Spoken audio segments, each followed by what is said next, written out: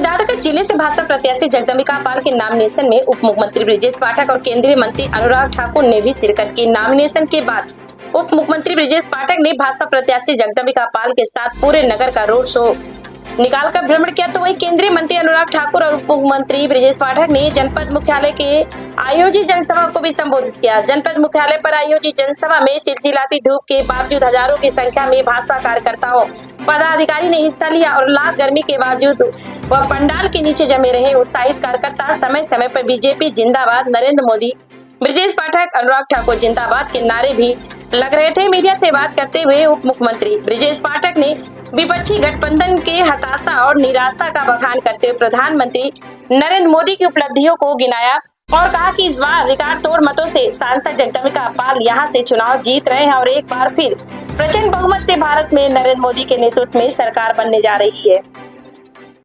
वहीं केंद्रीय मंत्री अनुराग ठाकुर ने कहा कि भय भ्रम फैलाना कांग्रेस का काम है। कांग्रेस हार पर ईवीएम को दोष देने लगती है। उन्होंने कहा कि आज चुनाव में कांग्रेस टेक्नोलॉजी का गलत इस्तेमाल कर भ्रम फैला रही है और वह गृह मंत्री को भी नहीं बख्श रही है। उन्होंने कहा कि यह सब यहाँ की जनता देख रही है। अनुराग ठाकुर ने कहा कि वोट का जिहाद कांग्रेस कर रही है। भारत का भविष्य जिहाद से तय नहीं होगा, भारत फरमान और फतेह से नहीं चलेगा।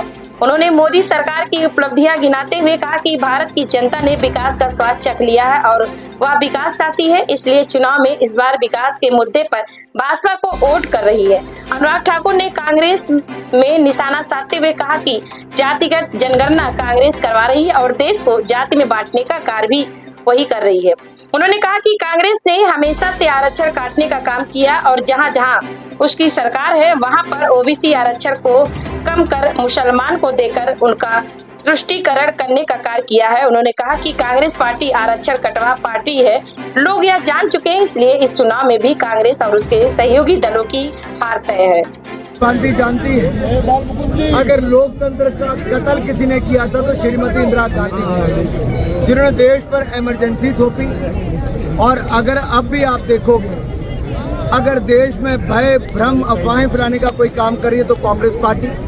और जब पहले 2 चरणों में उनको अपनी हार दिखी तो पहले ईवीएम पर ठीकरा फोड़ने लगे और अब ये घमंडिया गठबंधन के लोग डीप फेक टेक्नोलॉजी का इस्तेमाल करके लोगों को झूठ फैला रहे हैं, भ्रम फैला रहे हैं, अफवाहें फैला रहे हैं। देश के गृह मंत्री का गलत वीडियो, डीप फेक वीडियो चला रहे हैं। कितनी इनकी हिम्मत हो गई चुनाव जीतने के लिए और कितना गिरोगे।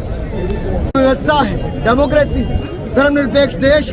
और मैं आपको कहना चाहता हूँ, ये देश फरमान और फतवे से नहीं चलता, भारत की जनता के वोट से तय करता है। और भारत की जनता ने 2 बार पूर्ण बहुमत की सरकार नरेंद्र मोदी जी के नेतृत्व में बनाई। और मैं कह दूं, भारत की जनता ने विकास का स्वाद चख लिया है मोदी के नेतृत्व में। और विकास के स्वाद को चखने के बाद एक बार फिर विकास के लिए वोट देंगी और विकसित भारत बनाने के लिए जनता फिर एक बार कमल का फूल लाएगी। सर, हमीरपुर से आप लड़ रहे हैं, क्या देखेंगे इसको?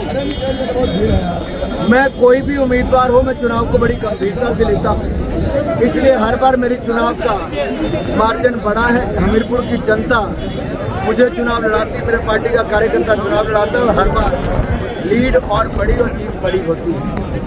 रिकॉर्ड काम करवाए हैं, जनता के बीच में रहा हूँ और जनता ने इस बार भी मन जीतने का बनाया है, फिर एक बार मोदी सरकार बनाने का। देश में जातिगत सर्वे करवाने की बात कौन कर रहा है? और SC ST OBC का आरक्षण का कोटा कांग्रेस ने काटा। राहुल गांधी जी, खड़गे जी, जवाब दें देश को, आपने SC ST OBC का हक क्यों छीना? क्यों 5% आरक्षण आपने, चाहे आंध्र प्रदेश हो, तेलंगाना हो, कर्नाटक हो, ऐसे राज्यों में जहाँ कांग्रेस की सरकार है, आपने SC ST का दर्जा क्यों छीना और किसको दिया? जरा देश को बताइए। ये लोग तुष्टीकरण की राजनीति करते हैं। ये आरक्षण कटुआ कोई है तो कांग्रेस है, जिन्होंने SC ST का OBC का आरक्षण काटा है और जनता इनको माफ नहीं करेगी। जहां तक मोदी जी की सरकार पिछले 10 साल से है, किसी के आरक्षण के साथ ना कोई छेड़खानी की गई, ना अगले वर्षों में कोई छेड़खानी की जाएगी। मोदी जी ने पहला शीश संसद भवन की पहली सीढ़ी पर झुकाया था और दूसरा बाबा साहब अम्बेडकर के संविधान पर। संविधान दिवस 26 नवंबर को किसने मनाया? तो नरेंद्र मोदी जी ने मनाया, हर साल मनाते हैं। पंच तीर्थ बनाए किसी ने, बाबा साहब अंबेडकर की जन्मभूमि, दीक्षा भूमि, शिक्षा भूमि, चैत्य भूमि और महापरिनिर्वाण भूमि तो नरेंद्र मोदी ने किया। अरे कांग्रेस क्या मुकाबला करेगी, जिन्होंने बाबा साहब अंबेडकर को अपमानित किया, प्रताड़ित किया और राजनीति से बाहर करने के लिए चुनाव भी हरवाए। लोकसभा सीट पर भारतीय जनता पार्टी के लोकप्रिय प्रत्याशी आदरणीय जगदम्बिका पाल जी प्रचंड बहुमत के साथ जीत रहे हैं। उनको एक तरफा वोट मिल रहा है। हमने यहाँ पर आज भ्रमण करके देखा है, माननीय मोदी जी की गरीब कल्याण योजनाएं जन जन में पहुंची हैं। लोगों का भरोसा बीजेपी के प्रति लगातार बढ़ रहा है। घमंडिया गठबंधन का जो गुरूर है वो पूरी तरह से उत्तर प्रदेश से ध्वस्त होगा। उत्तर प्रदेश की 80 की 80 सीटें कमल प्रचंड बहुमत के साथ खिल रहा है। माननीय मोदी जी प्रचंड बहुमत के साथ उत्तर प्रदेश राज्य में 80 की 80 सीटें जीत रहे हैं। विपक्ष पूरी तरह से डिरेल्ड है, कोई नीति और एजेंडा नहीं है। समाजवादी पार्टी की गुंडई अराजकता को लोग भूले नहीं है। और दूसरी तरफ कांग्रेस के भ्रष्टाचार, 4 से 14 लाख तक पूरी भ्रष्टाचार के दलदल में डूबी हुई सरकार थी।